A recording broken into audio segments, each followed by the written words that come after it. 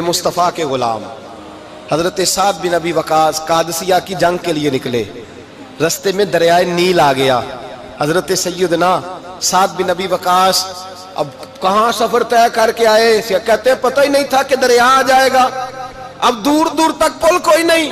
صحابہ کہتے ہیں دشمن للکار رہا، حضرت سعد بن ابی وقاص دریا کنارے کھڑے ہوئے، ایمان، یقین اور استقامت، ڈٹ گئے، کہنے لگے او دریا، اگر تو حضرت موسیٰ کی نافرمان قوم کو رستہ دے سکتا ہے، محمد عربی کے وفادار نوکر ہیں، ہم تو رسول اللہ کے ماننے والے ہیں، دشت تو دشت ہے، دریا بھی نہ چھوڑے ہم نے، بحر ظلمات میں دوڑا دیے گھوڑے ہم نے، فرمایا چھوڑ رستہ۔